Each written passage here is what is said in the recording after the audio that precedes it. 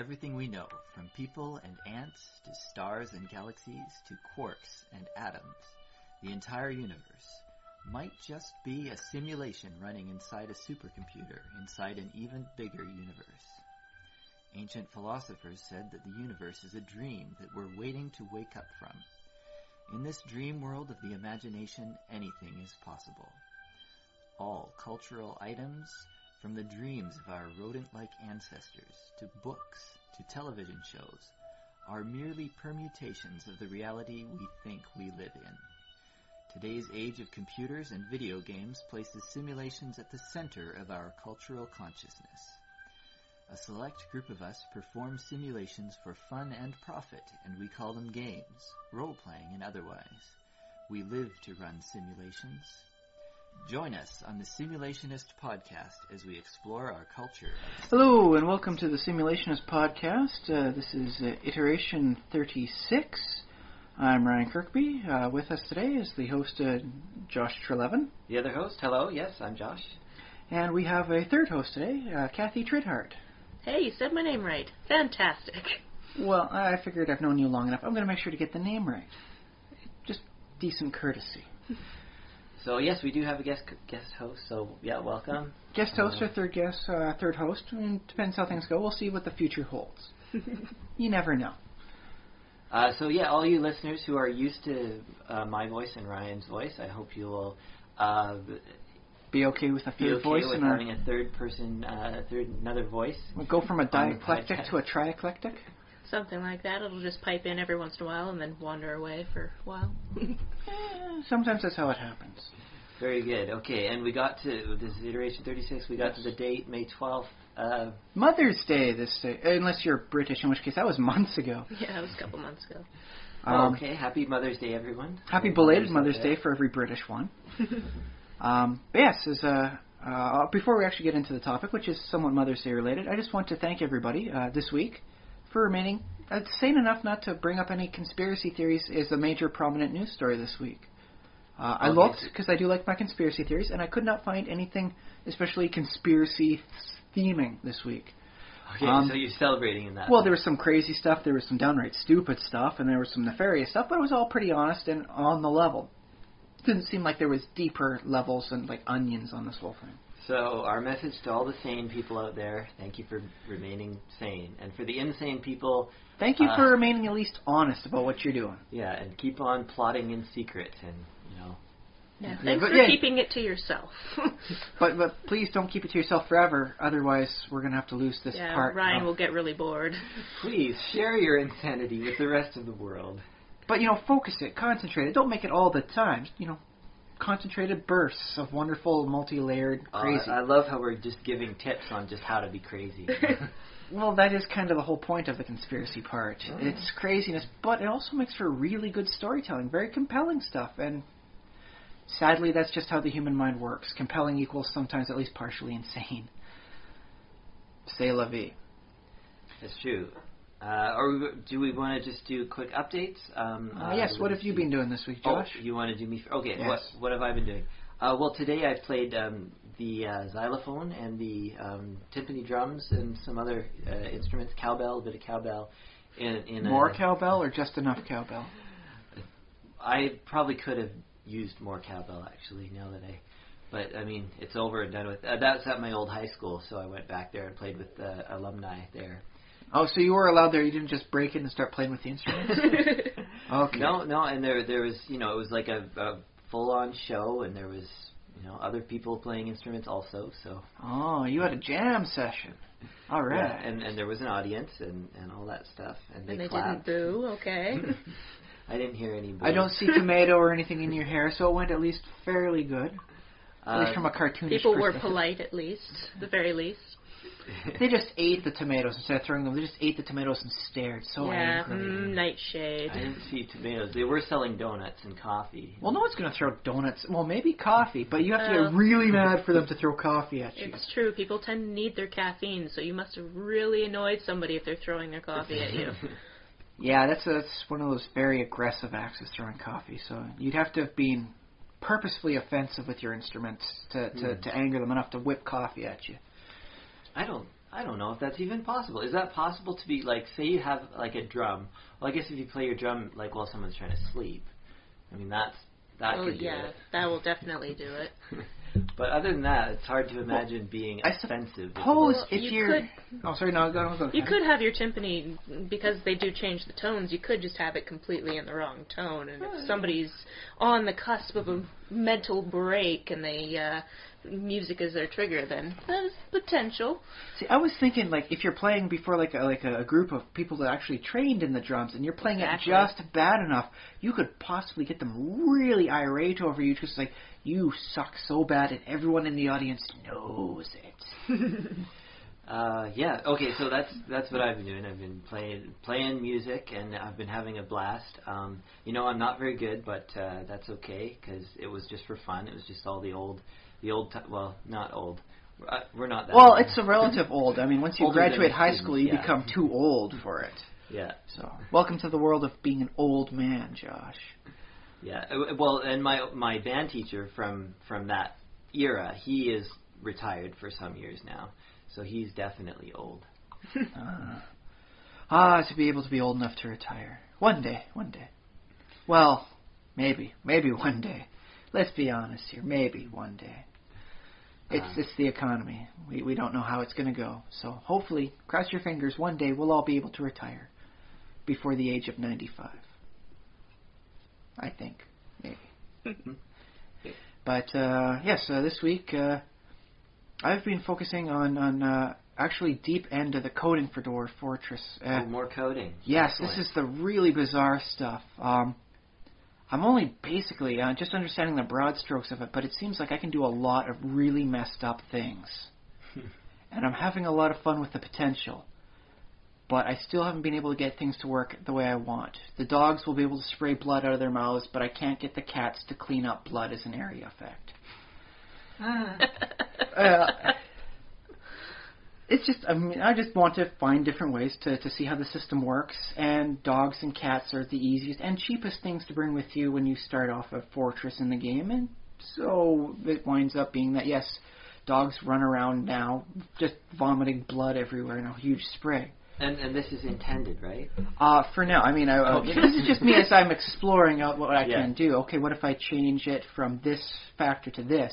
Because originally they were spewing out webs made of nothing because they didn't actually have webs defined in the creature list, and that was causing some really weird problems in the game.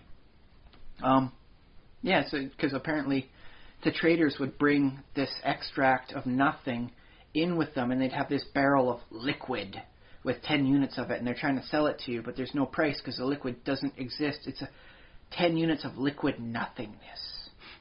Oh. Which is kind of deep when you think about it, but it hurts the game, and eventually weird things happen, and everything crashes. Which is fun in its own way, don't get me wrong. Well, everything crashes as in your society in the game, or the actual, like, the computer can't The actual handle it? game will crash. A merchant Okay. will try bringing something that can't exist in actual reality, so when he becomes real by moving on the map, reality breaks down, and reality crashes. Divided by 0, huh? Effectively, yes. Well, there's 10 units of liquid nothingness. If you want to divide that into 10 barrels, you've divided nothing. You've divided nothing into 10? Yeah, 0 over 10, 10 over 0? Yeah, you can still divide it by nothing and crash reality. So you said you're getting deeper into the programming. Is there anything you can give that's specific about getting more? Well, it's looking at the curses, because in one of the more recent updates, they put in vampires, were creatures, and curses and all that sort of fun stuff. And there's a lot of very ripe for abuse or exploitation, however you want to view it. Because there's an interesting thing where you can have your dwarf lose an arm in a battle. It gets hacked off. But there's a way that you can make it so that they'll transform into a creature just for an instant. And when they pop back, their arm spontaneously regrows. So you can have this weird system whereby you can make body parts come back. And that's kind of groovy. It's the only way to heal tissue damage, and until they put in artificial limbs in the game, which I think they will do at one point. He's good enough, he's going to do that. It's the only way to get your dwarves from being hobbled and useless, which drives them slowly insane. Well, now, if I understand Dwarf Fortress correctly, though, well, if I understand how, I guess, reality works, and that might not have any bearing on Dwarf Fortress, but it's loosely based off reality in some form. Shouldn't kind of the idea is it's a colonization type of game, so shouldn't the dwarves kind of die off? And then, there's more either are born or more like move in from other places. Well, that's the thing. Is Dwarf Fortress, it does start off with a 7, and then you get immigrant waves coming in to boost up your numbers. But when things go bad, things go horribly bad, and you don't even need monsters there. One person can die, and then all their friends get depressed. And then one of the friends decides, I'm going to take this out by punching another person. They wind up going to jail over this. Everyone else is depressed because they don't get to see their friend. Other person's got bloody nose. Next thing you know, everybody's slowly getting more and more sad, which spawns more and more violent incidences, which eventually cause deaths, which cause, a defacement of art, which makes more depression, and then the entire fortress has crumbled to nothingness as everybody is wounded and dead, and there was never even a monster on the map. So there are some people that want to try and find a way out of wonderful craziness loops and ways to keep the game going as long as possible. I don't know whether I'll ever implement it in my own games, but I'm just studying it right now to have some fun with it and seeing what the game can do. What is mechanically possible within this artificial reality? And yeah, so far I found different ways to abuse the dwarven body. And then fix it later on. Hey, to be fair, I haven't made their eyes melt out yet, and I think that's considered very good for me so far. They gain actual combat bonuses in some cases, not being able to see their opponents. You can't run away with them if you don't know, so say la vie. Suffice to say, people have done it. I have not. I'm technically on the high ground on this one. Very good. So how about you, Kathy? What have you been doing this week? This week I started one job that I took just because it was a job and it would give me money.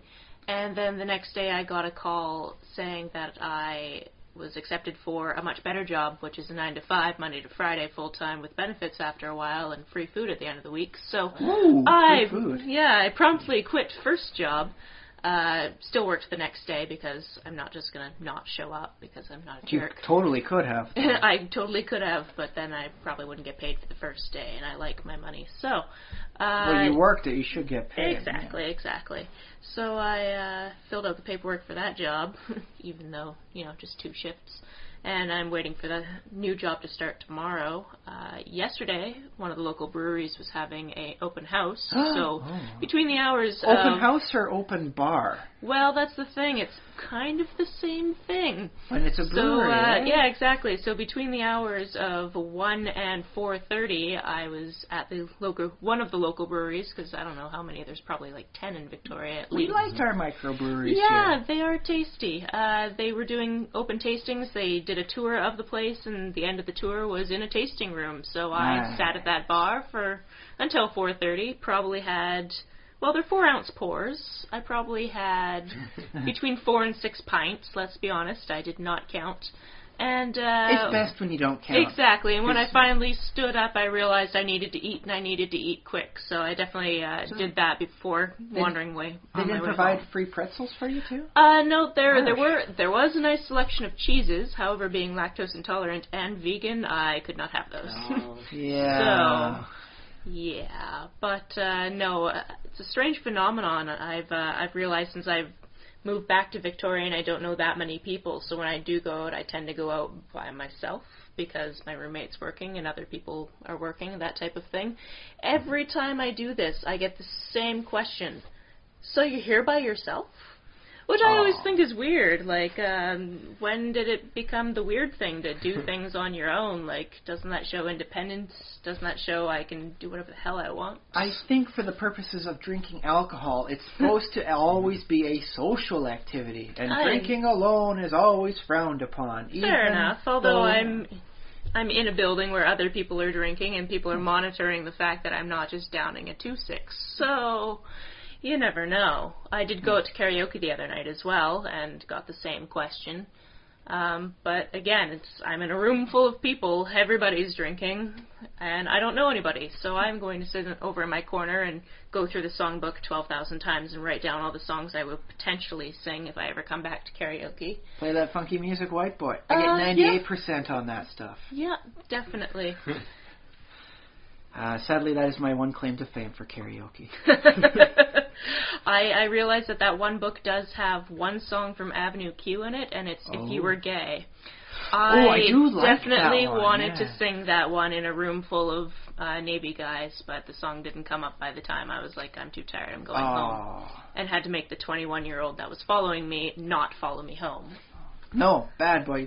Rolled up newspaper, smack him on the nose, down. No following. Yeah, Stay. Go back to base. You're drunk. You didn't understand how to drink scotch. We are not going to be friends. Yes. So let's point that out for everyone out there, because we got some people that are kind of young. There is proper drinking etiquette for some of the hard liquors. It's not just down as much as you can. There's a nice ritual about it, and you can do it very fine, very sophisticated. Oh, uh-oh. I've been doing it wrong. Well, technically Scotch there's no is a wrong way. sipping drink.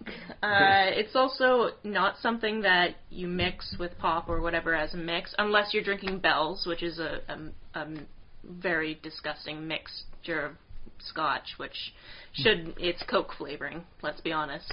But if you've got a nice fine single malt, at very most you can put an ice cube in there. You do any more than that, you're diluting it way too much for my taste and most of Scotch drinkers' taste. For the refined palate. Exactly. It's a sipping drink. It's not a let's shoot this drink. So. Yes. So keep that in mind. There's etiquette for all sorts of things, including how you get hammered. Do it right. Have some fun with it. You might not actually get that much hammered doing it right, but that's okay, because your body will thank you tomorrow. Well, there are drinks that you can get hammered on, though, right? I remember. Much vodka. I remember getting definitely. completely smashed off of double tequila shots. They say I had 4, but I only remember the 2. That's okay. Last Friday night was 5 pints, 4 shots, 2 martinis, and I was still okay enough to go to the gym the next day. So yes. Congratulations. And congratulations on your liver. Yeah, 6 months of drinking in Europe will do that. Well, okay, Europe. Europe's like the pro circuit for drinking. North America is just the amateur league. And Canada, come on. Yeah, we drink. It's to be true. fair, I mean, Canada's drinking is good, but compared to what they do over in Europe, it's still a completely different league. Not to mention I was unemployed all that time, so pretty much what I had to do in my day was go get some more €3 wine mixed with juice drink. Oh, so awesome. That's a good life. Yeah, right there. I really miss prices of food and alcohol over there, because over here you go to the bar, it's at least $6 for a drink. Over there you go to the bar, it's maybe €2 for a drink. I hear over there their Depending. cheeses are much cheaper than ours too. Yeah, but, cheese is a lot cheaper. Bread is about 50p, which is about 80 cents. Eggs are a lot cheaper as well. Okay, we gotta fix that. I'm generally. gonna have to sit down and start looking into why it's so much more expensive here. Because I want my cheap bread and eggs. You guys can have the cheap alcohol. I just want the cheap bread, eggs, and maybe cheese. Yeah, okay. All right, deal. Okay. Because I like my fried egg sandwiches. Well, there With a you little go. side of cheese? Oh, yeah. Okay. But yes. Are we all done the updates then? Yes. I think so. I think I blabbed on far enough on that subject. To be fair, I think yours was the most concise out of the 3 of us, though. Yes. Winning. Well, this other alternative name we had for the Simulationist was Tangents. Well, yes. But, yes, conciseness is wonderful, too. Speaking of tangents, do we have an action? No, we do have a main actual topic for this week. Is I think because it's Mother's Day, it'd be nice to talk about families within fiction. Oh yeah. Well, it's funny because I was thinking we probably could have done this on Family Day because that's a day now in BC is Family But Day. it's not as wide known or as well celebrated as Mother's Day. Yeah, Mother's that's Day, fine. especially if you're working in the flower industry, is the worst day to be working. It's the busiest day, and you get all these people coming in at the last minute saying, I need a bouquet for my mother, I love her, but I do not think in advance on her. Do you think Valentine's Day is bigger than Mother's Day? My dad actually had a flower shop for several years, and it's at least equal Mother's Day depending on how things are going, how much advance orders, it will be even busier than Valentine's Day. Because I actually... Not everybody celebrates Valentine's Day, though, because, they're alone. True, but most people tend to have mothers. Exactly. I mean, not everybody does. People pass away. But by the time they will have their mothers pass on, chances are they will be a mother themselves. So if it's, the husband that suddenly doesn't have a mom to celebrate, he'll be bringing his kid in to help out with it. Yeah, I think that's why they did invent Family Day, like in our province, and it's a new holiday, and that's partly why more people celebrate Mother's Day, and of course everybody likes their mother, so that's another reason. Yeah, if you don't celebrate it, oh God help you! As soon as that phone starts ringing, they didn't want to make like Valentine's Day itself, I guess, a holiday because for single people it can be sad. Oh yeah, Singles Awareness Day. Everyone loves that day. On the other hand, it is mitigated out by February the 15th, which is Cheap Chocolate Day. So, it evens out for everybody that way, at least. So anyways, that today is the day that we will talk about families and the characters in our stories and our games and things. Yeah, well, because every fictional character has this weird attribute where, technically, they were never born. They are fictional. They start out at the start of your book. They start at the start of the movie. They start out in existence at the start of whatever game you're playing. They technically didn't have any mother. They technically didn't have any childhood. Now, that can all be created background, and that helps definitely develop them as a character. Is it really needed, though? Does every character need the proper backstory and have the author think back, like, what was this, one villain doing, like, 30 years ago when they were, playing around with Tonka toys? I don't know. Does every character need a backstory, Kathy? Do you think they need? I don't think every character needs a backstory. I think they need a backstory to a point of it has some relevance to the story you're trying to tell. You're not trying to tell the story of a person from, conception to death. That would be a really long story. I'm sure that somebody has made a story of that persuasion. Or I suppose you could do interesting highlights throughout the person's lifetime to reflect how incidents can change and mark who you are. Exactly, but as a generality, it tends to be that if you're telling a story, it's a very short amount of time, unless you're telling an epic story, in which case you still don't necessarily need to have a full background. Or if the character becomes popular enough that the fans demand more writing, in which case they keep putting in more stories. Exactly. And, they keep going back and back until it's with the comics, that's how Superman became Superboy stories, and that's how they, even for a while, had Super Tot. Yes. Fantastic.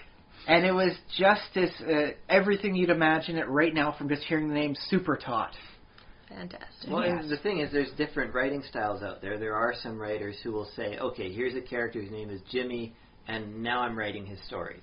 And there are other, and what he writes right there becomes what goes in the book or the movie or whatever, the screenplay. And he changes his personality based on the accumulated stuff that happens. Yeah, there. And you add on later on, and you can revise. And I suppose there are other writers who will think about that character and think about all the background details first before they ever step in on the scene. Eh? Mm-hmm. I imagine though my gut feeling on this is that the more memorable characters are actually the ones that come to the writer very quickly, and that because the writer will have a simple hooky idea, like it's a hook, it hooks the reader, an idea, a very simple idea that's archetypal, and it's like this character wants this, and very specific and definite. And then later on, you add, because the details, if you have the wrong kind of details, they can kind of hold you back, right? Definitely, yeah. But I guess you can always change them. Well, I mean, you're the author. All you have to worry about is a bunch of rabid fans saying, how dare you retcon our fiction. Blah, blah, blah, blah, blah, blah. Because, oh boy, if you're in comics, they'll do that over every little thing. And sometimes I imagine some of the writers do it on purpose, just to see how much rabble they can rouse. So you want to talk about families and possibly mothers. Now, Kathy, you brought up, or was it you that brought up earlier a point about mothers being absent, or was that Ryan? Ryan brought it up. The Disney mothers phenomenon, whereby either they are dead or just never mentioned. Or they die, like Bambi's mom. Yes, well, that was an interestingly, heartstring tugging moment. I think so. That was very purposeful for having that. Oh, definitely. I don't think that's needed for everyone. I don't think in the whole history for Aladdin you needed to see Jasmine's mom die. I don't think you needed to hear about how Aladdin's mom died and left him effectively as an orphan. Yeah. It's just good enough to know that he was orphaned. I will mention, though, in the third one, in the final part of the actual movie series, they did bring in his father. Huh. No other mention was made about the mother, but they did bring in the father. Yeah, so that is true. I don't know if that's a purposeful thing, the son and father can compare, which one is roguish versus which one's just being a thief. Yeah, or it could have even been he left his mom before he even knew his mom was having the baby. No, he left to try and, get a fortune to come back to raise his, wife and child correctly. It's been a very long time. So he had seen the King of Thieves movie. He had noble intentions, I guess. Is it really that noble to leave your family to try and do better? That's actually a pretty heavy issue. It's hard to say if it's noble, but it is understandable, I'll say that. Yeah, there's definitely that aspect of it. It beats just running away like so many people you hear in the news. Just, oh, no, not my kid, run off, and then gone. Yeah, that happens. And I mean, that's its own story, and that's, that he has his motivations, and then the kid grows up, and that becomes his motivations, or his or her. Well, that does help explain out some personality quirks of a character. Like a person who's very isolationist, doesn't want other people to get close to them, can definitely be explained by, okay, the parents abandoned me, and if they're not going to be close to me, I'm having no one else close. And so then you get really deep into the mind by having the family in there, as opposed to, no, he's just kind of a jerk. Although, that can be an interesting personality quirk in and of itself.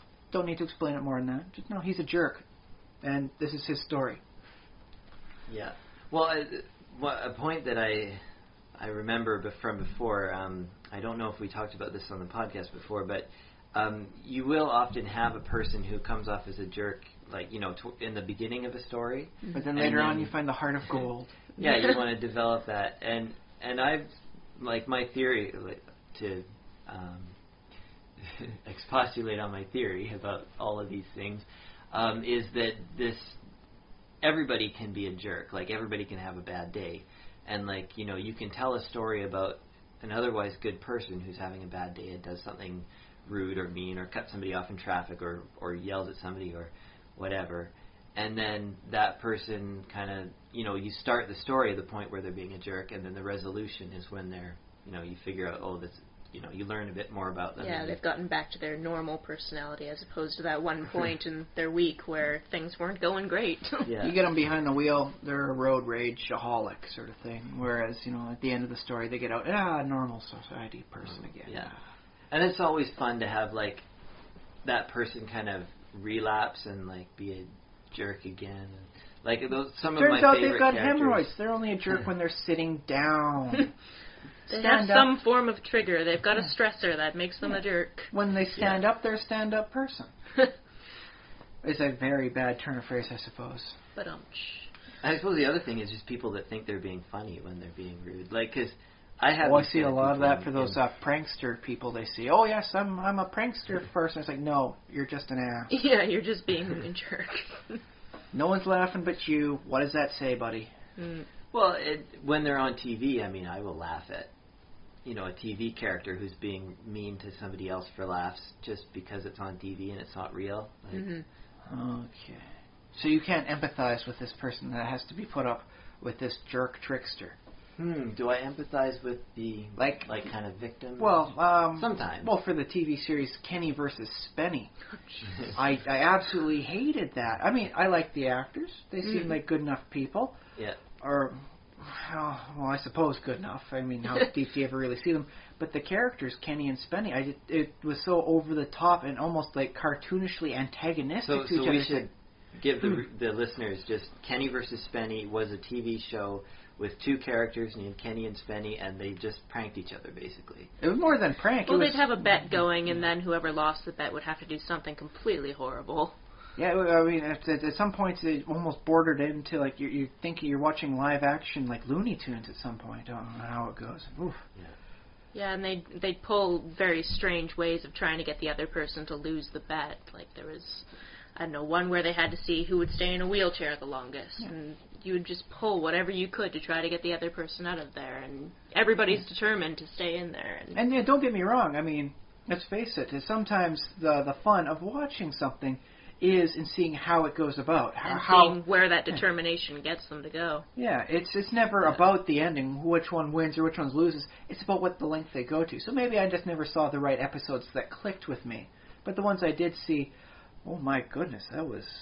Well, my feeling a little watching bit beyond the pale. Kenny versus Spenny is I did laugh. I enjoyed it when I watched it, and I was like, that's funny. But I know I shouldn't be laughing at this. And so for that reason, I kind of didn't watch anymore. I was like, it is funny, but it's in some cases it's not funny, but like I did laugh, so I have to admit that. Yeah, it's never something I went out of my way to watch, but if there was nothing else on and I wanted to watch something, I'd flick it on, see what they were doing, see what the end result is, and then just move on with my day, really. Give it a case-by-case trial? Yeah, exactly. I probably only watched a couple of episodes. That was more fair than I did. After I saw the few I didn't like, I'll find something on another channel. Spin and win, spin and win. Yeah. So did these characters, I get the feeling, and I'm not familiar enough with the show, but that they basically have no redeeming qualities, right? And which is something to be said about them, too, is something to watch. It's nice to watch bad things happen to bad people. Yeah, and I use the word redeeming qualities like redeeming everybody intentionally, because inherently every person is noble and is redeemable just by fact of being a living human being. That said, some people have higher watermarks up for what qualifies as a person you want to keep around. Yeah. I see no redeeming qualities for these guys. It's like almost a challenge when you're creating a work of fiction or something like that, is to create a character that you can make as bad and horrible as possible for as long as possible, and yet still have the listeners or readers or watchers, viewers, still care and follow that character. I think that's like a challenge that you can... The Wile E. Coyote of characters. Yeah. Yeah, sure. Let's face it, he was a horrible, depraved coyote, and yet people still rooted for him time to time. Because he always lost, and he was always that underdog, so that's a completely different following, really. People did. He was depraved? Like, all he wanted to do was eat a roadrunner. Coyotes do, isn't it? Listen, he had enough money, clearly, to afford to dine out every day instead of buying from the Acme Co. I don't know what the prices were for Acme, but they must have been either really, really cheap or had a nice return policy. I'm sorry, this product has blown me into the ground, approximately 7 feet. I would like to return for a full refund. I'm willing to accept store credit only if that is such a case. Thank you, Wile E. Coyote. But yeah, well, I mean, he was just so dead bent on getting this one Roadrunner, as opposed to he probably had enough time he could have grown his own veggies. And yes, there was actually people that would write in and say, why doesn't he ever catch the Roadrunner? It's a symbol of futility as opposed to determination. It's against the American way. And they actually did have one where he catches the Roadrunner and then holds up the sign, now what do I do with him? And then it, closes down the end. Yeah, exactly.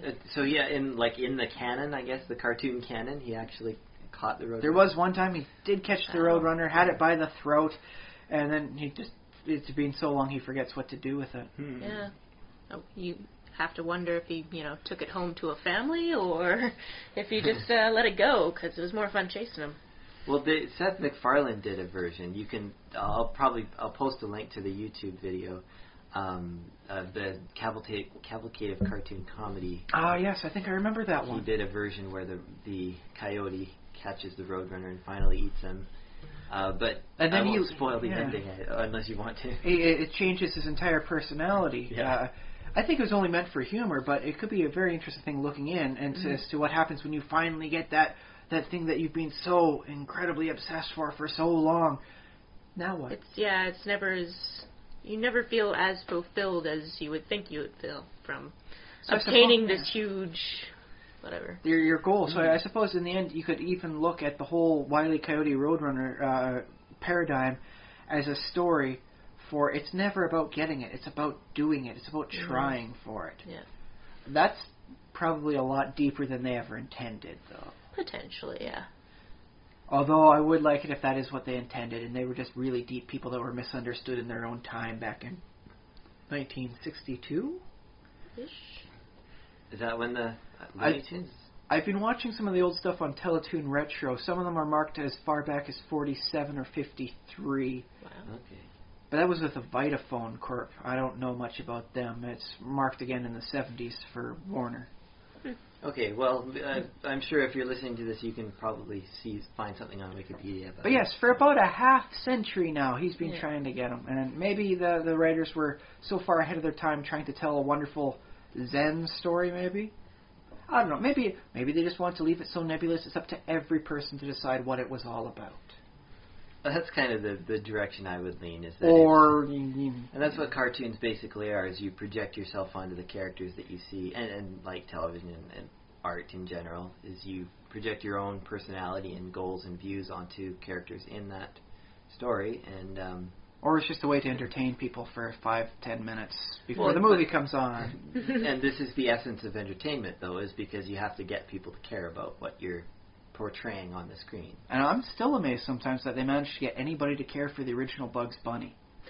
Oh my goodness, was he antagonistic. He was just so amazingly almost violent towards Elmer Fudd or Porky Pig. And he'd even take a time, they'd be stunned from getting hit on the head with a tree branch, and he'd look over the audience and goes, I do this to the guy throughout the entire picture. It's just like this for the whole thing. And then he goes back to doing it. That's exactly what he wants to do, is just inflict the pain on Porky Pig or Elmer Fudd, and people still wound up loving him for it. And it still gets me every once in a while just to think back, how did they do that? Well, there is, I hate to admit, but I think there is something enjoyable about watching someone suffer on it. In a cartoon. A little bit of Schadenfreude. It's not happening to me. With the cartoons, there's always that one level of reality removed where it's like, who has this many anvils to start dropping on somebody? Unless you're playing a game of Mario Brothers, you don't have that many anvils. Exactly. It's and so the whole fact that it's that over the top, over ridiculous violence, like how many times is he going to try and fire himself out of the cannon before he just gives up and tries something else? Mm-hmm. And so that, I think, makes it a little less real in your mind, and you're able to laugh at their ridiculousness. Well, now, here's the other thing. Like, Bugs Bunny in the 30s and 40s, didn't he, beat up Hitler and stuff? Yes, as a matter of fact. And trust me, when you apparently beat up the Hitler and the Nazis, or I think Donald worked with the Nazis. Bugs Bunny Donald was a Nazi? Donald Duck was a Nazi. Look it up. It actually was a thing. Turns out it was all he got hit on the head, and he's just dreaming up craziness of Germany. But I know Bugs Bunny did some stuff with against the Japanese during World War II, and they do not recover from an anvil to the head. That it was portrayed very realistically for a cartoon. So, also, because of the times, the caricatures were very racist by today's standards. Mm-hmm. So, just a warning for anybody out there looking it up, you are going to wince and possibly blush just by looking at how bad the caricatures were. So, just there's your heads up. All right. So, do cartoon characters, I think Bugs Bunny has had aunts and uncles and fathers and mothers and kids I think cousins, definitely right? for Bugs Bunny with aunts and uncles, because that's the big running joke about rabbits with large families. Oh yeah, okay. So it's understandable he's had more uncles and cousins make appearances than actual parents, but I don't think I can recall any time where he's actually had his mom or dad there, which is something I would really actually like to see. His mom and dad bring up his cross-dressing habits. Just make a reference to him. Still wearing skirts, son? Yeah, Dad. Yeah, but it's purely for a survival instinct, I assure you. Of course it is, son. Perfect. Yeah, you can't tell me that wouldn't make for a memorable scene. Yeah, that would be good. And there are some characters who come as families, like the Three Bears are a family from the get-go. Well, not the original get-go. The original story was actually just three bears living in the woods. And the lady that comes in was not a girl, it was an old hag who's actually breaking and entering, trying to thieve and steal stuff. Yeah. I actually wouldn't mind a return to that, by the way, because that way, you get 3 bears living together in the woods all harmoniously. A good, pro, equal rights, homosexuality is okay message. Yep. The bears in this case become different kinds of bears. Yep, got it. So, but that's maybe something for another time. As soon as you started waving your fingers, I'm like, I know where he's going with this. Yeah. Bears and bears. Okay, got it. I think it can work. It makes it. I wouldn't mind the LGBT community getting on that and revamping some stories for an okay purpose. Yep. If nothing else, it's a fun experiment. I'm assuming it hasn't been done, but I haven't heard of it being done. I could start. Then again, probably haven't Googled it yet. So I'm a little afraid of Googling LGBT bears, as a story. But that's only because I've had little LGBT bears. We'll see. We'll look it up later. Yeah. Oh, it's a warning for anybody out there listening to this. Be careful what you Google. That stuff is dangerous sometimes. Oh, yeah. Yeah, it just depends on what you want to Keep find. your safe search filters on. Especially if you're doing Google Images. And at work, and that can be, awkward. So, but yes, it seems that Bugs Bunny just sprang out of nowhere, and that's okay for a character. You don't need him to have the full story. You don't need to know about his parents. The fact that he occasionally has his little tiny cousin equivalency and he's telling a story, that's just brought in for storytelling purpose. Exactly. I guess you can assume being a rabbit, he does have family. Oh, yeah. But there was a point in time where it seemed that almost all of the cartoon characters had, more extended families. Porky had his girlfriend / fiance Petunia, and that whole worked out, and then they start having, little cousin nephews things going on like that. I don't know why it built up that way. Everybody was doing it, so I guess everybody else kept doing it. Well, there are certain things that if you have a successful cartoon show and you're like, okay, we're doing a new season, we need a bunch of new stories, where can we turn to? It's a very easy place to turn, and it's reliable because you just turn to the character's family. It's, okay, he has an uncle who's done this, had this other story happen to him, and it intersects with our character's story, and there we go. We have another story. Oh, and I do suppose it works well with the dynamic centerpiece we've mentioned before, wherein the main character seems bigger and better when he's the central part of something else. So, of course, there's the female equivalency. Maybe you've got the younger counterpart, which would be, in this case, Bugs Bunny's tiny little thing, or heck, even Sylvester had a tiny little... Yeah, tiny little cat. Yeah. Oh, father, it's just a regular-sized mouth. And then, it's a kangaroo. Ba-dum-bumch. And yet I've seen them do that, just watching in the last week in the background, at least 6 different ways. Points on them for finding variations on a theme. I do give a polite golf clap for that. It's a nice way of reusing a plot, if nothing else. Definitely. Deadlines, hooray! So when you have the character be the center of something, Mickey has his Minnie Mouse, and then there's the dog Pluto, and then he had cousins Mortimer and whatever else there. And so when he becomes the center, he seems more of an important character that way. So I guess that might explain it. It could be. I mean, in a lot of ways, it's just like, if you start a painting on, you have a giant canvas, you start a painting with your one little picture in the middle of it, like you just do a tiny little picture on a huge canvas. And then if you're building out from there, basically that becomes the center because you're building out, you're in radial lines from it and kind of... that's a good point, too, yeah. But it doesn't always need to be family, though. I mean, you can easily just have it be so-and-so's friend, Barney and Fred Flintstone were not related. They were just neighbors, and that was all that was needed. They're neighbors and friends and lodge members, apparently, later on, and bowling pals. All that was needed, though, is that, no, here's the reason why they're together. Good enough, go. It doesn't need to be family all the time. Do you gain extra benefit from it being family in some cases? What, realistic? Have you found that when the two main characters of a story are, related, does that have an extra depth to you, or is that just an easy way of putting the extra character in? No, he's a cousin. There, go. Tell the story. It's probably both. It probably just depends on the relationship between the characters, and maybe that's what's driving whatever the story is. Like if it's a mother-son dynamic, if it's brother dynamic, like overachieving older brother, younger brother, trying to fill shoes type thing. That could be the reason for the story in the first place, and that's the reason why those characters are there. That could be it. It all depends on to what end you're trying to achieve, really. So then, does it change the dynamic of the Three Stooges because two of them were supposed to be cousins?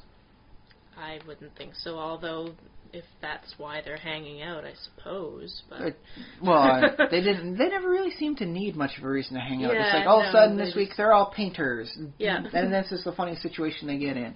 Yeah. Does it change the violence a little bit better, a little more appropriate that they're... Because let's face it, if Josh and I were to, roughhouse and start smacking each other around, that's potentially violent. But if I do that to my younger brother, Jason, I can get away with that. Yeah, exactly. He's still got a numb spot right in the back of his head. I don't To know be fair, though, he's much more politer than I know he would have been otherwise. But does that change the dynamic for someone like the Three Stooges? That it's a little bit more okay to be poking at your eyes when it's your cousin, man, because you could have that closer physical bond. I guess there's more of that, that familiarity, and maybe they grew up, their families were close enough, and that's why they're close now, as they grew up in the same town or whatever, but they were always on play dates together because they were family. Did they have play dates back in the day? I would have loved a Three Stooges Tots cartoon where they're all babies doing that. There you go. Next project. Yes, but Josh, though right now he would have to screw up somehow pretty bad for me to smack him in the back of the head. Yeah, it'd have to be a pretty nasty transgression. So. It'd be like a near baby shaking sort of thing where I'd think about doing that. But with Jason, if he burps and doesn't say excuse me, okay, maybe not that loud. That was just a really nice fake clap with my hands. But he's getting a quick smack because I'm his older brother and I got to make sure he learns his manners, even though he's a fully grown man-child. Right. Well, I wish I understood sports better because I might be able to come up with some example from people who are like on sports teams together. There is an awful lot of bum smacking, I've been told, in sports, and that's just apparently a camaraderie thing. It's not about anything else. I don't think it's funny though. I don't think like hockey players and stuff will hit their teammates. Like, well, if they get in a fight, it's like it's on. But if they're just I don't picture that, the thing you were saying about smacking your brother in the head. I don't see, hockey players doing that. I have seen some hockey players, headbutting each other, sort of thing. It's yeah, get the adrenaline going on the ice. Yeah. There's also, I notice, a lot of back patting when they're coming off the ice. Yeah. So, you did good out there, yeah. That's a good support system that way. Yeah. So, clearly there's an interesting dynamic for a sports team. Which I think would be interesting for stuff like cartoon characters as well. Honestly, I would love to see Bugs Bunny and Porky Pig on a hockey team together. Well, there is a Bugs Bunny basketball movie. In fact, was Porky Pig on the basketball team? He might have been. I think he might have been, yeah. He may have made it.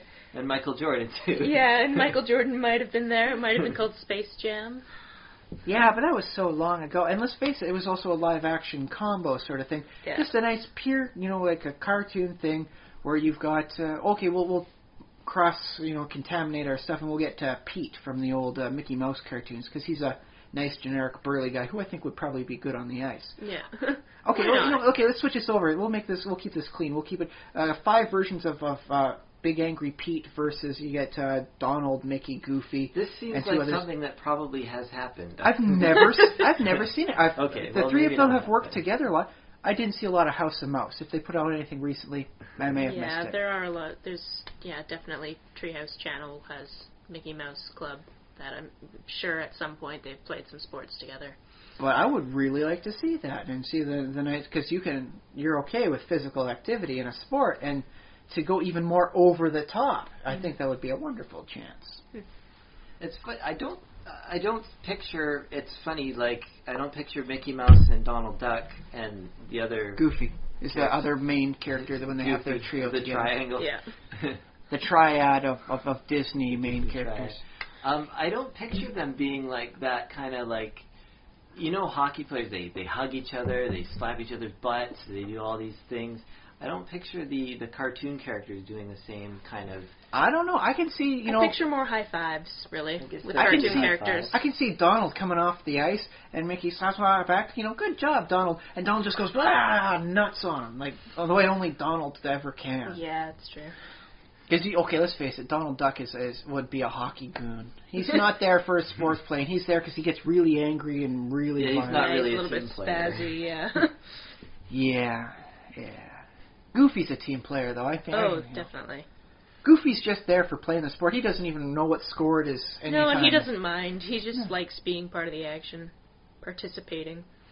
And you wouldn't want him as a goalie, though. No, it'd go right by him. He's too skinny. Exactly. Yeah. Who would you have in goal? Well, Pete. But yeah, I guess he's exactly. on the other He's on the other team. That would be one of the things about trying to get it in there, is that you can't get it when the guy's you maybe as big get as Pluto and... Pluto, I could see doing that. Because, equally skinny, well, a little bit less skinny, but also, like, 4 legs. I don't know. Or suppose, because you do have to switch people out, you could put almost all the 3 in there. And that way, for, like, one part of the period, you could have Huey, Dewey, and Louie all on there, too. Yeah, that's true. Which actually brings back to an interesting point. Huey, Louie, and Dewey have no effective parents. Exactly, they just have Uncle Donald or Scrooge It's McDuck. mentioned, I believe yeah. their mother's name is mentioned, and she had to go off on some way, and that's why Uncle Donald is watching them, and then later, Uncle Scrooge. Yeah. Although if they're actually both related, or if that, Scrooge and Donald are by, a marriage link, I don't think it was ever properly determined. They just kind of decided, and now it's this. Okay. Although I do believe Scrooge does accept Donald effectively as a nephew, even if it's only by... But he seems to be the kind of guy that once you get in past his thick shell, he's okay with you, even, you're a cousin, even though it's not real cousin. Oh, okay. That makes sense. He secretly has a heart of gold, and I'm not talking about that heart of gold he keeps in his vault somewhere. Yeah, exactly, because he's got everything of gold somewhere in his place. Yes. But it's mentioned, the mother in this case is mentioned, no word at all about who the father may have been. Yeah. No. Never mentioned at all. But does that affect the characters, anything? Does it explain why they're so rambunctious? Is it better off for them to not have the parents and only work with the... Uncle Donald as opposed to him being their dad, in which case they're just raising hell around dad while mom's away. Mm-hmm. Yeah, that uncle-nephew relationship is a bit more free. It's a bit more like you can have fun. Well, of course you can have fun with your dad too, but I think it's trust me, if they did some of the stuff to their dad that they did to Donald in some of those old cartoons, I think people would not have been laughing so much. Mm. That would have been, how dare they do this to their dad? This is a horrible example to show for kids. Doing it to your uncle? Yeah, whatever. Ha ha ha. Ha ha, he fell down through the tree in the Christmas thing, and he got all the ornaments on him, and now they all smashed around. Yeah, it's funny how that whole, respect your elder thing doesn't really apply so much to a comical uncle. So in that case, it's better off than that some characters don't have the parents, because the relationship there is expected to be in only of a certain dynamic. Mm-hmm. That's quite interesting that way. Yeah. Hey, have either of you ever played, I just had a thought about the character, since we're thinking about Disney characters. Have either of you ever played the games where, Mickey and Donald are, RPG heroes? What's it called? The Kingdom Hearts series. Yeah, that's the one, Kingdom Hearts. And I was just thinking of the weird, the difference between the cartoons where... Mickey, Donald, and Goofy are playing hockey, and they can't do anything right, basically. Yeah. And then they're lifted. Those characters are lifted out of that sort of universe where they're funny and they klutzy and they do whatever, and they're dropped into a universe where they're supposed to be heroes. And I always thought that was kind of weird. Well, I think for Mickey it works sometimes, because Mickey does have a decent actual history of being the hero. He fights the Umbral Blot, and yeah, he actually has to rise to the occasion. Otherwise, he's okay with just being a goofy little Mickey. So he has the leeway, but that's because it's been going on for so many decades.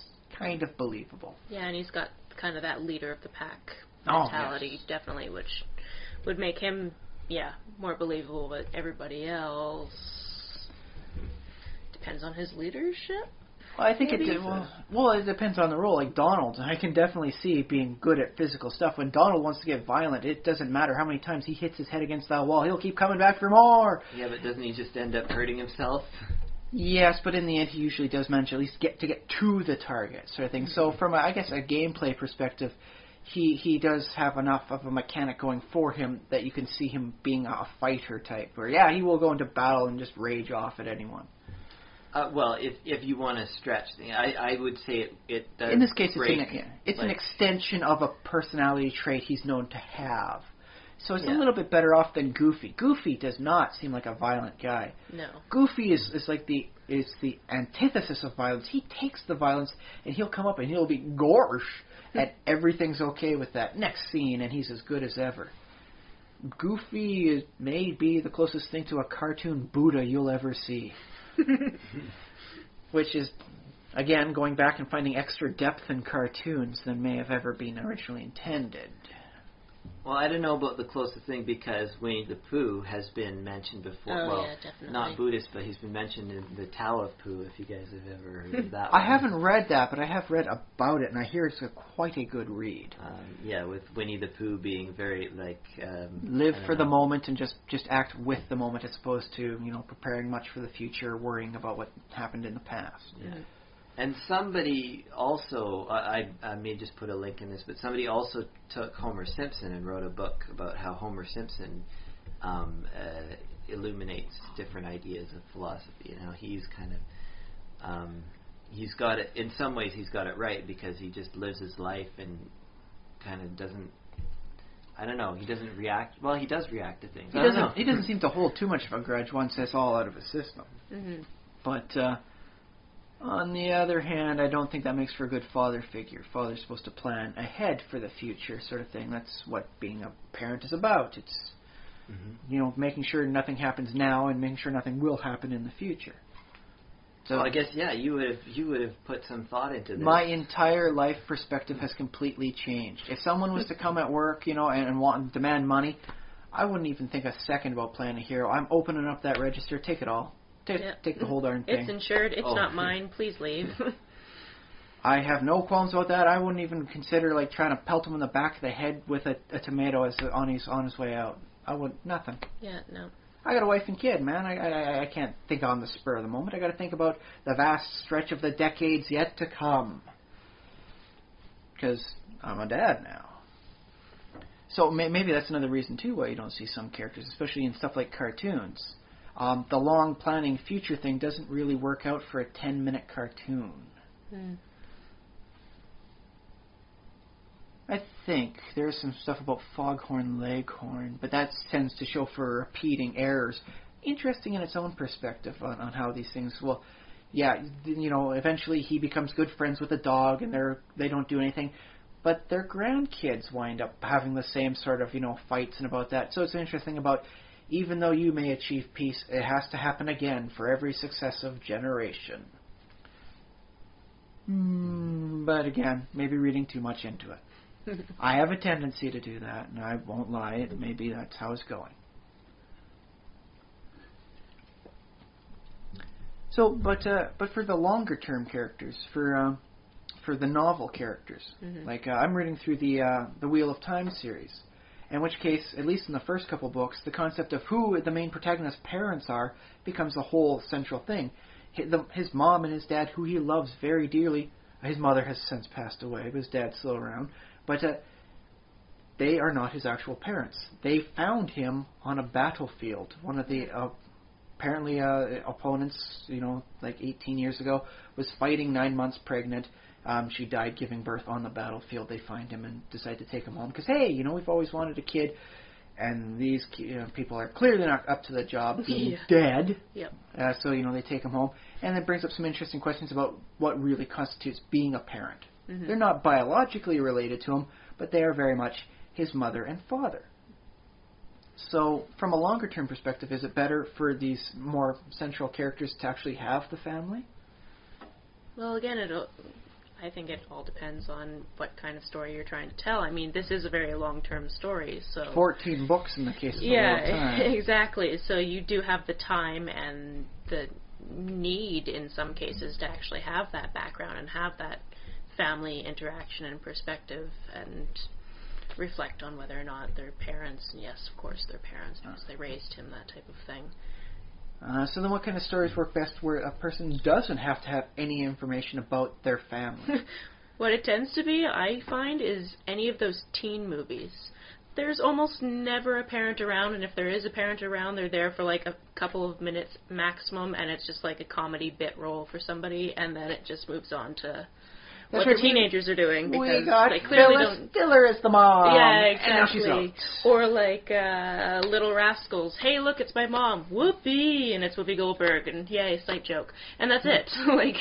Other than that, you don't really see their parents. You see them, they knock on the door and ask for Alfalfa, and Alfalfa's not home, and that's all you see the parents. And it's, again, another sight joke because he's got the exact same hair and dresses the same way. But other than that... Oh. So then again, it works more for comedy stuff, where the family isn't exactly your... But you can get away with never having a family. Yeah, or even like the Scream movies, you rarely saw the parents in those. I mean, it did come into play eventually that the dad was in there and that type of thing. But in horror movies, in general, they tend to be, young adults or teenagers, and fooling stuff around goes at down. Camp Crystal Lake. Exactly, and you gotta wonder where the parents are. Yeah. Do you think this has something to do with just the fact that when we experience stories and when we read stories and watch movies, we sort of want to experience like the independence a little bit, like that being apart from parents? Well, I think it's an interesting thing because clearly for Camp Crystal Lake and Jason Voorhees, and all that, it explains why the kids are doing these incredibly otherwise foolish and reckless and otherwise, non-advisable things. Yeah. They're away from their parents. Let's get stoned. Let's get drunk, and then let's do crazy things. And then, of course, Jason Voorhees kills everybody. Approximately every 10 minutes there's a death there. I think it works out to. On the other hand, if you go over to Elm Street, the parents play a very powerful role because they are pivotal in the creation of the villain. I guess there's a spoiler warning there, but the original movie came out 85? Yeah, before I was born, So, yeah, you know what? There was no spoiler warning given. If you haven't seen it... sorry about that. That's your bad, not mine. Yeah, get on that. But yeah, the parents play a pivotal role, and there's reasons for why they're there. And if I do recall, in the end of the first movie, there was a really scary scene that was added all the more scary by the fact it was like someone's mother going on, and I have to rewatch the thing. Would that. the parents have been in that movie if they didn't play such a pivotal role in the creation of the main antagonist? Yeah. Okay, so that's so you can. They clearly probably wouldn't have been there if they hadn't created him. If something else created him, then they maybe wouldn't have played a role at all. Well, in the later movies, it does establish he's got an interesting history that would have led up to nothing good, even if he hadn't been, again, spoiler warning, brutally murdered by the parents for abusing kids. Yeah. Something about nun being raped for 3 days by a bunch of violent lunatics, which I do not approve of, because they portray all insane people as thus somehow like unclean, causing weird things to happen. Oh, I see. You're talking, the stigma against mental illness. Yes, is that being like a nice way of explaining horrible, violent people coming up? No, man. This is. I also don't approve of rape for any length of time, but I just really. I assumed that's where you were going. I'm like, why do you actually have to say that? I No, don't think anybody approves of it. It's against them just being like a bunch of lunatics, and thus somehow it allows the impurity to enter into the soul, and that created the horrible person that eventually became Freddy Krueger. No, it's actually a very personal, terrible affliction, and it's kind of crude to even imply that sort of thing. Yeah. Right. Well, this is a challenge that we have kind of in the modern day of storytelling. Some people call it political correctness, but we want to tell stories about people who have problems like mental illness and things like that. We want to be honest and tell their real stories and not just make them a monster. Like, I guess there's still a place for monster stories. Oh yes.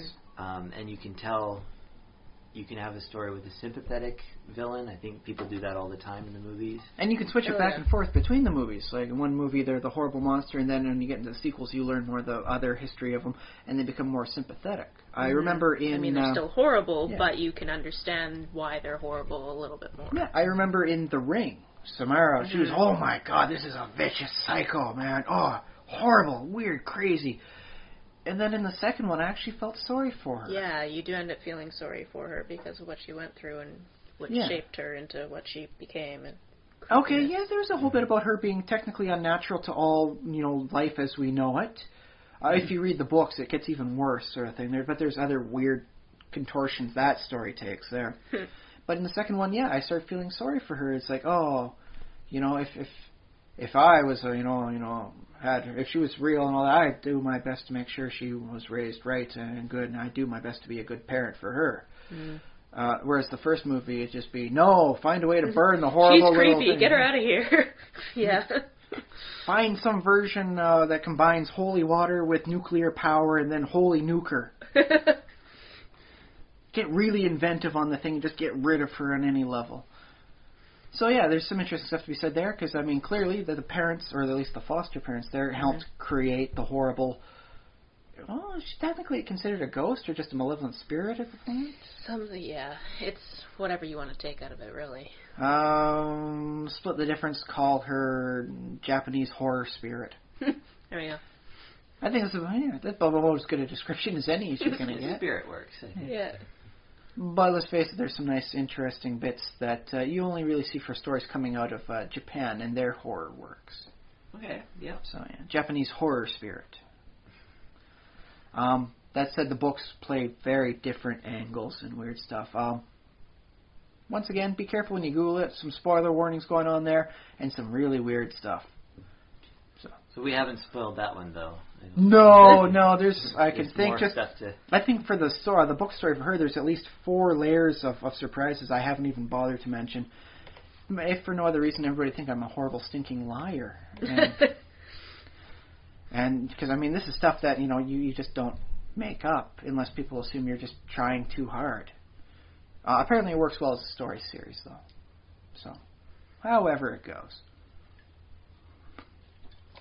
Okay, so I had a thought too, I guess on including families, and that when you brought up the long novel, is that if you were to write a novel-sized work or a series of movies or a television show, and you never got to the family, I think that would be interesting too, because your readers would wonder, does this person not have a family, or because people are going to have that question. Well, I don't recall any of the old Hammer detective films ever needing, the detective's mother to come in. I don't recall the father being mentioned. Maybe a brother? I don't quite know. It's been a very long time since I saw any of them. But in that particular case, it's all about the story. It's all about the mystery of the time, the family. Yeah, you never need to know Sherlock Holmes' mother and what she's doing. Although Mycroft, his brother, was a very interesting version. Yeah, Mycroft is a very interesting character, actually. So there is something to be said about adding family there, and just using that as an example to take your character and then apply to the power of N, where they become so much more for the character traits, and how that makes them less of an ideal character. So that it's okay that Sherlock Holmes isn't more of an amazing detective. He's great. He's the best at right where he is. So that's an interesting way of using family. Yeah, definitely, and that plays really well in the UK version of that show, Sherlock. It's really good. I mean, every episode is an hour and a half. It's fantastic. There's only 3 episodes a season because they're an hour and a half long, and they only do 6 episodes a season over there usually. So it's British. I know, I love it. I don't know why they do 6 episodes a season, but it works. Because that's how many you can put out in an actual season. Well, I mean, you can see some TV series on North America. They can put out upwards of 36 a year sometimes. Hectic shooting schedule sometimes. But honestly, I kind of like the smaller portion sizes they have in the UK. Makes it a little easier to get caught up. Oh, yeah, definitely. I find, especially in some cases where, like Sherlock Holmes, keeps the quality from deteriorating. Oh, yeah, definitely. And that show's absolutely brilliant. So that might be a topic for another time, though. Quantity versus quality. Oh, okay, yeah. So I'll put a pin in that and maybe come back to it some other time. But Was there anything on Watson beside the fact that he had 3 wives, he's like a triple divorcee? No, can't think of that. Again, it's been a while since I've read any of the books. I did see Hound of the Baskervilles done as a play once, but that was years ago. Did the Hound have any other members in the family? Dogs are known for their big families. Wasn't it no, the Hound didn't, from what I recall, but it did have to play with, it was a family home, and the kids, I think it was father, was killed, and so that story... Spoiler alert! Well, no, that you learn that at the very beginning. It's only about 100 years old now. Spoiler alert! Exactly. No, that one definitely played into family because the kid thought he was going insane because he went back to the family home where this very tragic thing happened when he was a child, and he was trying to figure out, why he's slowly going insane. And well, there's actually an interesting one you helped remind me of, is the old stuff like Lovecraft's works. Big on family, more as a bloodline thing than an actual family. How you relate to somebody, There was some bits about some very racist style stuff with him, so let's be very kind of careful where we tread here. Well, again. Sometimes... 100 years ago. One of your ancestors was actually an ape. Sure. Well, if you go back a couple million years. Well, yeah, but the thing is, he was saying was there's something weird about these people, and what led this man to just walk out into a field, dose himself with gasoline, and light himself on fire.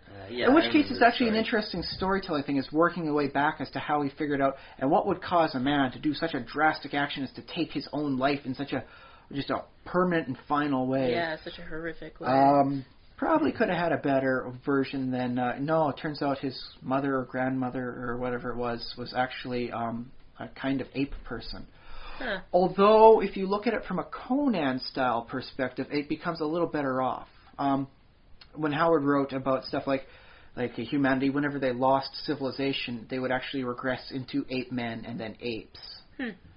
So, if you look at it from... That's what Lovecraft was trying to connect it with a wonderful story, showing it on a contemporary setting and how that might really freak with your head. Then it loses racist and takes on more fantastic approach, I think, which is possibly the best way to interpret that story. No, he was just referencing, not racist, just referencing another person's work and having a little fun with it. Let's go with that. Yeah, I'm going to give him the benefit of the doubt. He wrote many other good stories, so he's got credit on my tab. There you go. But yes, he very much did like writing the generations, even though he wrote very clinically dispassionately about each generation on a family going through.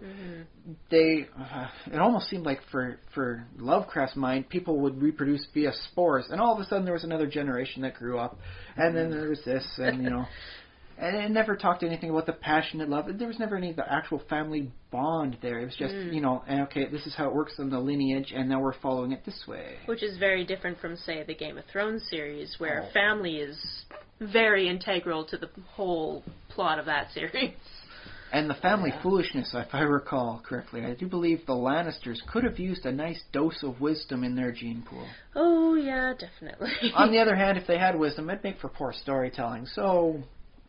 artistic license? Well, they do have some wisdom, but also they have Tyrion, but I'm not very far into... I'm reading the book and watching the show at the same time. Spoiler alert, they eventually diverge, so you're going to have to keep track of the two, how they work in your own head. Yeah, definitely. Because I watched the first 2 seasons, and then I read all 5 books, and I'm going, okay, George R. R. Martin, frickin' write the next one. Seriously, dude. He's getting a lot of angry people saying, write more. Well, yeah, and apparently the more next so book's out in a couple of years. I'm like, no, I can't wait that long. I'm going to have to read them all again just to read the next one. And that's how he gets you. He hopes you lose or move or trade out your books, so you have to buy them all over again when the next one comes out. That's why I have a Kobo. I can't lose it if it's on the Kobo. Knock on wood, I suppose. Yeah, exactly. One I've got it backed up later. I've got it backed up on my computer in case my Kobo craps out. But okay. So that's an interesting actual sales tactic. We do not condone such a thing, but interesting tactic, and I won't fault him on it if that's his purpose. Yeah, I suppose. Or maybe not everybody's a quick writer. Well, there is that. Not everybody can be Stephen King. Yeah, I really want Stephen King to have some of his ideas implemented, because I remember that one bit from the Tommyknockers, either the book or the movie, I can't remember which, about a person who was able to made an invention that would help, they could actually type in their sleep. Because if Stephen King could type in his sleep, he could drown us all in his literary Exactly. works. He's up to, what, like 75, 80 books now? And that's not even counting, that's like short books. Yeah, exactly. Although I have been told his sight is deteriorating, so he is writing with a fervor of, I need to get this out, otherwise it will become very difficult later. Yeah, but to get back to family, he does seem to be writing a lot with his son now, which is interesting, because his son is also a writer. I haven't read anything yet, but I really want to read the latest one that just went out because I felt proud of myself figuring it out pretty easily. The cover is just a license plate, NOS4A2.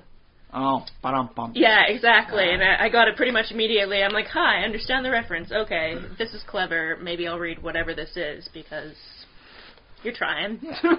And if nothing else, it's fun. Exactly. Sometimes And it's nice to see how people work together in their writing. Exactly, and that whole family is writers. Even his wife is a writer, so... To be fair, though, no one in the family is as big as Stephen King. Well, yeah, but... The man has earned it over time. Yeah, so, exactly. It's not, No, his wife, I believe, writes poetry and short stories, and then Joe writes as well. And then I'm quite certain he has more children than that. I don't know what they do, but... So then I suppose Stephen King is the new version of the Shelleys. Percy and what's her face? Mary. Yeah. Potentially, yes. Oh, that adds a nice little extra layer of class to them. Yeah. Yeah. Oh, except in this case, he's writing the horror movie, she's writing the poetry instead of the other way around. Exactly, instead of the other way around. Well, you got to mix things up, otherwise people recognize the source automatically. Exactly. So that's interesting. So Stephen King does write with families too. I've noticed that. Of course, Stephen King writes people so much better than I think almost any other writer. He does write a much more personal note on that too. When his characters speak, they sound like real people speaking more so than a lot of other writers. So I think for him, do you think that that's an essential part for him is working the family bits in? A nice hallmark of his writing style is that there is family. Well, yeah, there is a lot of family, but then there's also a lot of ones where you don't see any of the family. Like Gerald's Game, you don't see any family. It's basically one character for a lot of the book. Well, you don't always need family for it. Because I remember the short stories. Exactly. 4 people stuck on a raft with a horrible ooze thing eating them if they dip their toes in the water. Yeah. You don't need the parents really there. Yeah, exactly. Unless the parents happen to be on the raft with you, in which case you could bring in some dynamic and some reason why they're on the raft together. And that. Because there's a creature in the water that will eat them. Everyone's on the raft, otherwise they're eaten. How do they get to the water in the first place? Was it a family trip? Is it just a bunch of friends? In this case, it was just a bunch of people going for like a dip in whatever. For a 3-hour tour. Yes, the ominous 3-hour tour. Millionaire and his wife. Does that count as a family? Well, that's an interesting perspective, yeah. There's no mothers or fathers on Gilligan's Island. Although the millionaire and his wife, the Howells, did take on a patronly and matronly role to the others. Mm-hmm. I believe one of the only reasons Gilligan probably never got his neck throttled by the skipper was because the Howells were likely there to act as like parents to everyone. Except maybe the professor. He always seemed reasonable enough that he was like, okay, I'm not going to do this crazy sort of thing. And yeah. Although he would do some weird stuff on his own, but that's an entire thing. He'd make radios out of coconuts, and everyone would be okay with that. But he can't get them off the freaking island or patch a hole in a boat. Well, just because you can make a radio doesn't mean you can get reception from anywhere. No, but it does mean you should at least be able to figure out how to put a glue or make something to board up the sides to make the things seaworthy for another couple hours. Yeah, I suppose. Although, I suppose it was also they didn't exactly know where they were, so they'd have to know exactly which way they're going. Exactly. Although the skipper should be doing his job, he should at least be able to say, okay, we want to head east to get back to the mainland and not west to go further out and drown us all when the boat gives way.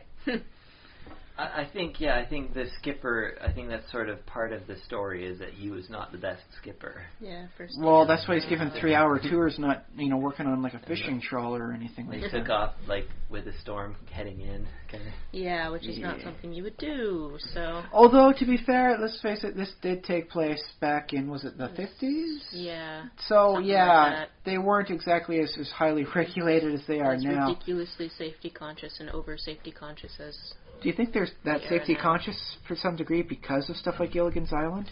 People are thinking, like, don't go on a boat. They let you go. The next thing you know, everyone's trapped on an island. And you have to listen to Bob Denver for so many hours every dang day as he messes up your way out. Oh, actually, they looked it up. Gilligan saved them just about as often as he wound up screwing them over. Oh, well, there you go. Somebody did a study? Somebody looked at all the episodes and how many times did Gilligan wind up saving them or otherwise generally helping out versus how many times did he wind up sabotaging their way off. Oh, there you Not go. intentionally sabotage, but he he was the reason they stayed on for another week. So, yeah, he wasn't as bad as everyone jokes about it. But that doesn't make for a good joke. He kept them all on the island. Darn you, Gilligan. Yeah, exactly. So easier to find somebody to blame. And of course, the modern version of Gilligan's Island would be Lost, right? yeah, actually, given if you look at all the weird stuff that happened on that island, man, it might not be the same dang island. I'd love it if they encountered Gilligan. That would have been priceless. It's just a boat, and then the Gilligan's hat is all they see for the whole thing, and that's it. I think they should find, like, Gilligan, like, their descendants. Like, Gilligan should have knocked out Marianne and Ginger, and then... Well, no, it wouldn't have been Gilligan. Probably the skipper, or the professor, I guess. I think the professor and Marianne had something going on together. Okay. Maybe where they never actually consummated it, but they definitely seem to have good chemistry together. From what I've seen, it's been a while. I might be off on that. There's probably some fanfic somewhere you could find. I'm reasonably certain of that. On one hand, I'm kind of intrigued to see like what may have lasted the decades, because let's face it, Star Trek stuff has been decently well documented since '65. That's actually where we got the term Mary Sue and all that for horrible original characters being inserted into fiction. But Gilligan's Island, were there people writing romantic, steamy fictions about that? What did they do with their stuff? Did they keep it? Is there like some like 90-year-old lady with a trunk up in her attic full of steamy, erotic Gilligan fiction she wrote back when she was young? I'm willing to say yes. Oh, that is going to be so hilariously awkward for the family when she finally passes on and they have to go rooting through everything. Grandma, I had no idea you thought this way about Gilligan. I can't look at any of your pictures the same way again. This person just keeps on reading. Yeah. Oh my God! You gave me a Gilligan hat that one year for Christmas. Oh, Grandma! It's like a train wreck. I don't want to stare, but I can't look away. I am horribly transfixed by what's going on, and yet I need anecdotal closure to the story. It's well written. How can I stop? Exactly. I'd be like, this is gold. I'm selling this. Actually, yeah, maybe we should spend some time looking up on eBay. Yeah.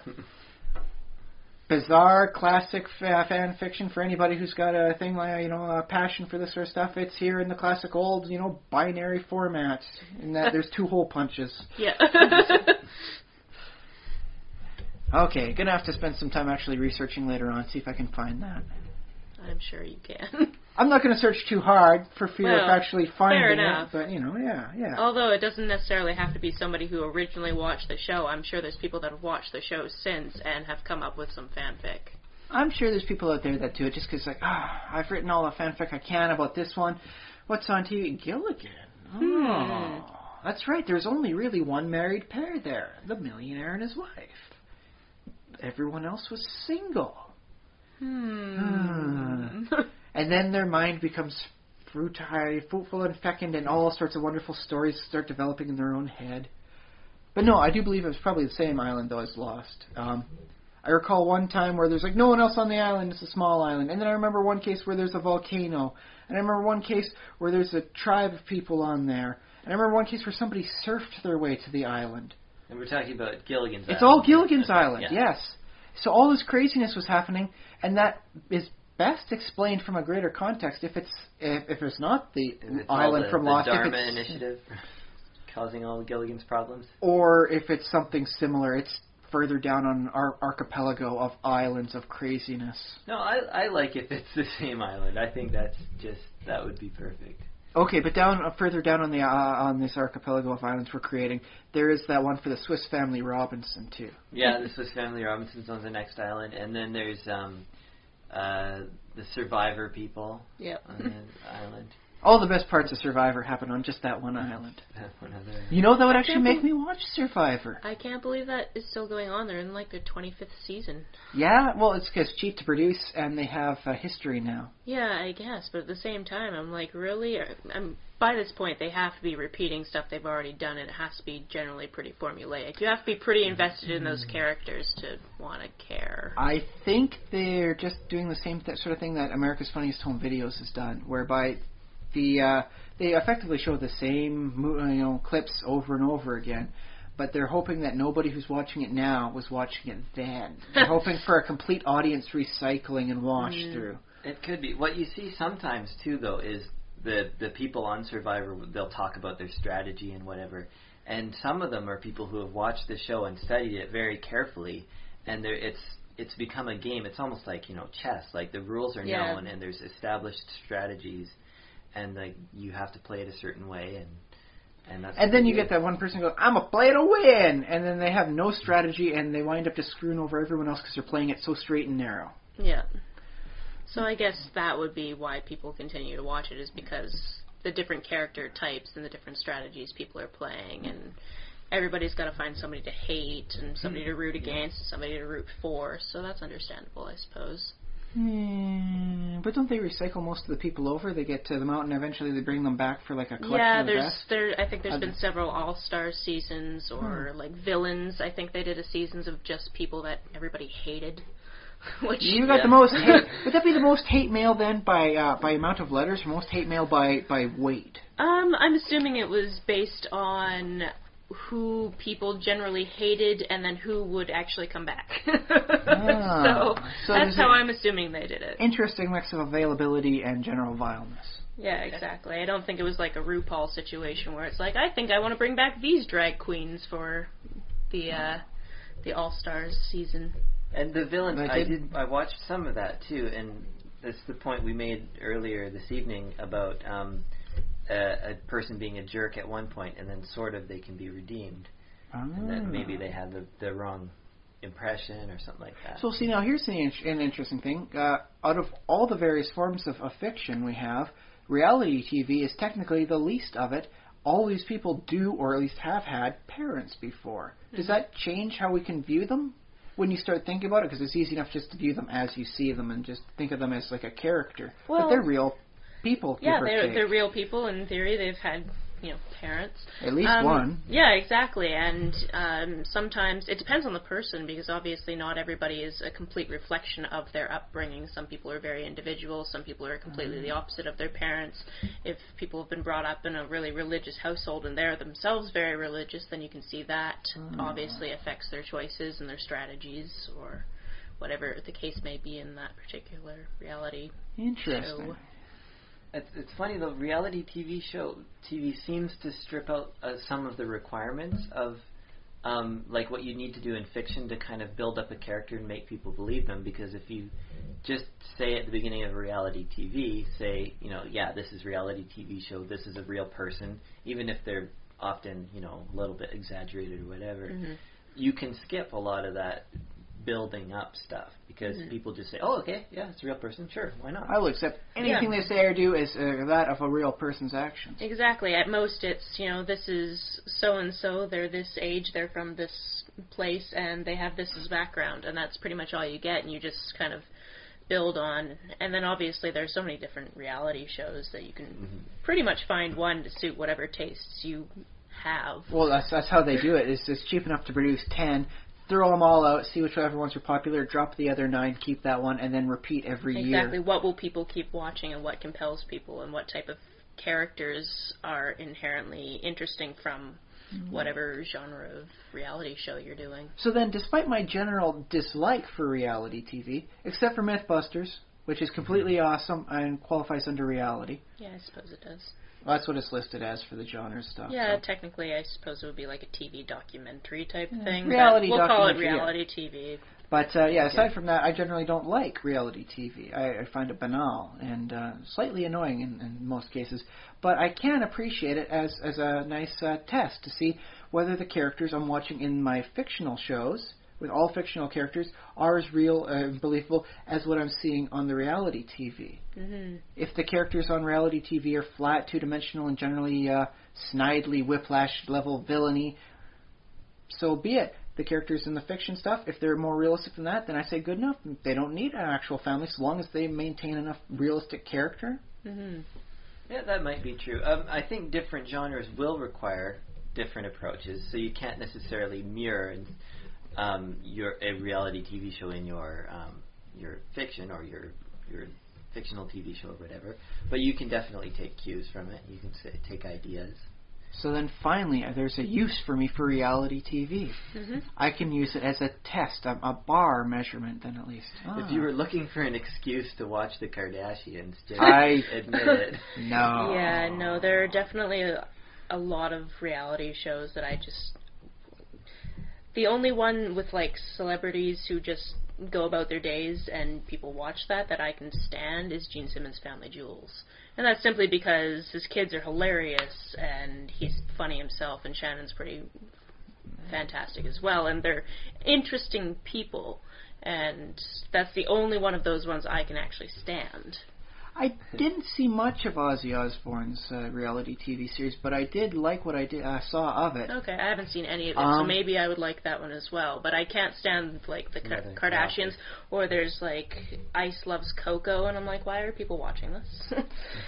Because they have to watch some TV to separate themselves from actual, or as we reality, know, reality. Yeah, exactly. Yeah. Watch reality TV to escape reality. That's. I don't watch those shows not because I think they'd be bad, although I suspect they probably are. Sometimes there are people watching it because it is bad. I worry that I would like it, and if I started watching it, I'd be like, oh, what are they going to do next? I know, I have to catch the next episode. Yeah, exactly. I don't want to get caught into that. Yeah, no, I prefer the ones that have a little bit of like a contest type of thing to them, but then again, some of those tend to be very strange as well, so it all depends on what you like and the production value, really. Well, see, the reason I liked the Ozzy Osbourne one was because you see him at home. He's sometimes buffoonish. He's sometimes almost incompetent at some of the stuff he does. Sometimes barely coherent. And then you see him up on stage, and he is the god of nice rock. And it's like, is this the same guy, really? Yeah. And it's like...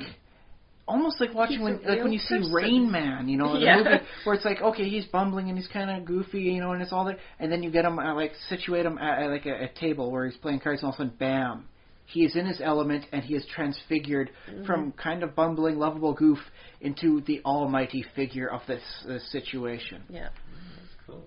And so that's just really what I liked about it. And it kind of humanized Ozzy Osbourne for me. You know, aside from just the guy who plays really, really great music I've heard all my life into, he's a person too. Yeah, I had a really, on kind of a flip side of that, I had a really intelligent History 12 teacher who actually really liked watching The Simple Life.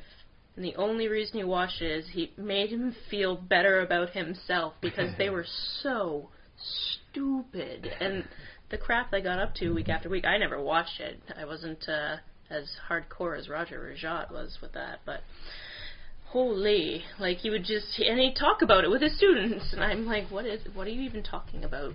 Why aren't we learning about Nazis right now? Like, what's going on? The Nazis may have been a little dense from time to time, but they were nowhere near as stupid as Paris Hilton was last week. Exactly. I'm like, what are you even talking about? Like, ooh, nice segue, sir. Yeah.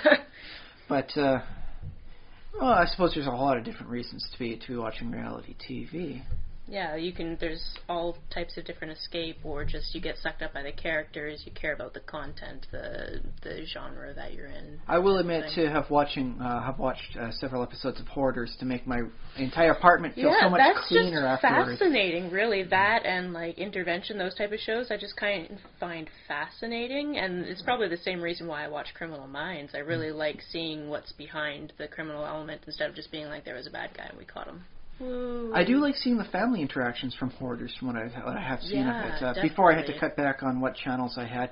I found it very interesting because, yes, these were not just people isolated. They had families, people that cared for them, and seeing the dynamic on how that played out really changed it from being this guy is a freaking slob. He can barely do it. There was one person they couldn't get to their own bedroom and they had to wind up sitting somewhat on a chair with a little space and then locking themselves in for the night with like a harness and falling asleep that way.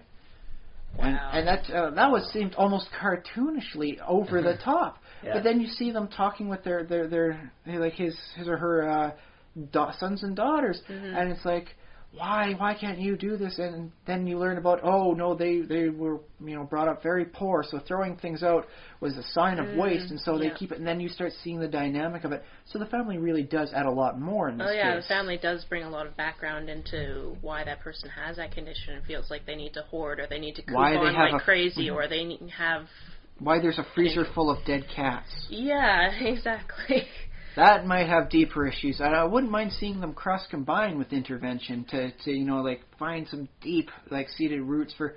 Because let's face it, it's one thing to not want to pay money for, a pet cemetery plot.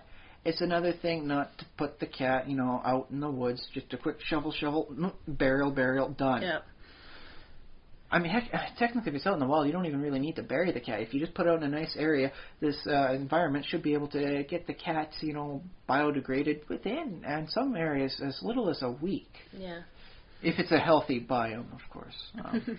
If you throw a cat in the ditch, it'll be there for a month. But yes, that's a weird little off-topic sort of thing. It's a little side topic there. Yes, little bios knowledge seeping in there. But yes, in this case, this version of reality TV, the family is hugely important in making it seem less villainous or pathetic, I suppose. Or less weird, because, You're saving those little tiny tables they have in the pizza boxes to keep it from touching, Yeah, I know the ones, Yeah. So they're keeping it, and they got a big old plastic bag full of it.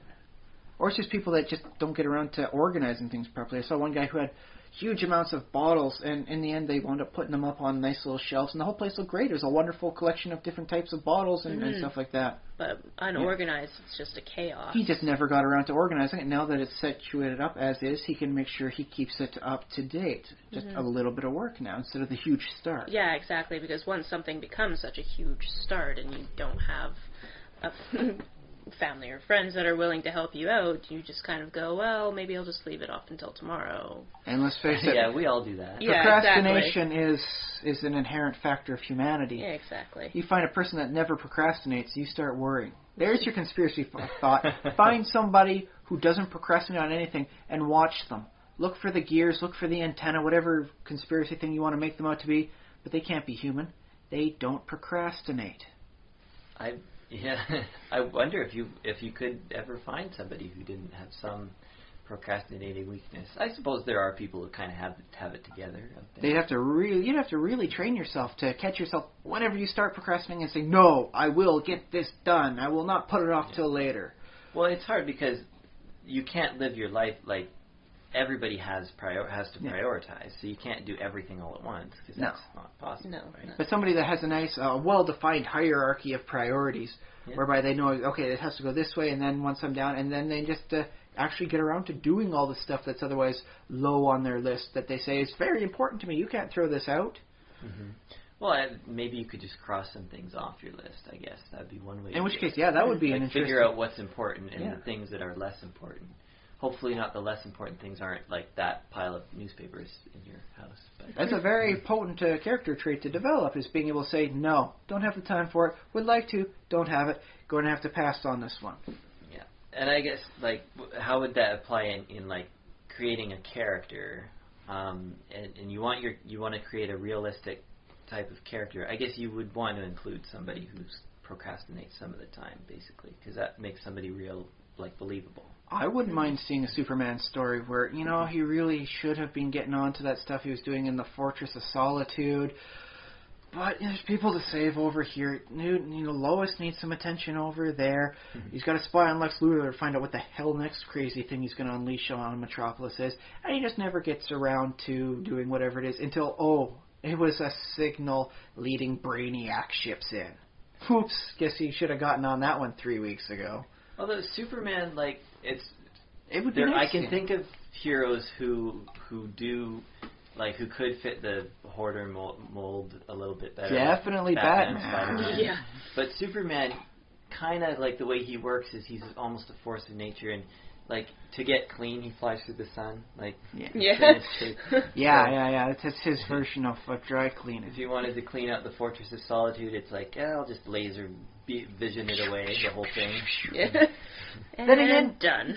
In the Silver Age stuff, he was a bit of a hoarder himself. He collected the various kryptonites in a nice vault behind lead where he could keep them out of harm's way. Occasionally, he'd get like, the Bottle City of Kandor, I'll put this here up on the shelf, and I'll figure out a way to untinify them later. And, and then he'd have like alien beasts, it's like, this guy was collecting, rare aliens from around, the galaxy, and that's why he came here. I'm the last Kryptonian. I beat the crap out of him and took his ship, but now I got all these alien beasts, so I'll just put them over here. And so he really was a bit of a hoarder back in the day. Not that there's anything wrong with that, so long as he keeps everything organized. And let's face it, the guy moves potentially at slightly slower than the speed of light. He's got time to organize. Yeah, exactly. And write 10,000 words a minute as Clark Kent when need be. Burns out typewriters that way, apparently. So we've been talking for about 90 minutes, so it might be almost time to wrap it up. I just want to remind the listeners that we do have an email address, thesimulationist@gmail.com. We are on Facebook.com/thesimulationist. We are on YouTube.com/thesimulationist. I'm forgetting some other ones. Go to RPGpodcast.com, find some other cool podcasts about things that are similar to what we're talking about now. And but not exact, and not with our definitive flair. So keep listening to us. Of course. I hope that you're all enjoying listening to us. I hope you enjoyed our guest. We certainly did. Thank you, Kathy. Thanks for having me. Well, it was nice having that third voice for our triad. But yes, any final words on the importance of family for a character in the story? Like I said, generally it all depends on what story you're telling. If your story requires that background information or that extra character to just make things gel a little bit more, then totally very important. But it's still all right that your character just walks in on stage left, no family, no brothers, no sisters, no mother, no father, and that's all right, depending on whether or not it's needed. Well, it depends on the psychology of the character. The character knows about all of that stuff, but the audience doesn't necessarily have to know any of it. But the author doesn't actually need to know it either, do they? No, they don't. That's kind of trippy. The character knows, but the author writing the character doesn't. Whoa. Oh, yes. A long story short, family's good, not all situations, and we're located in every corner of the internet. Search us, find us. Again, because you're already listening to us now. Yeah, tell your friends, and send us Tell your family. Tell your mother and father, if you think they're into it. We're not for everybody, we're an acquired taste. Okay, I'm pushing the off button. Take care.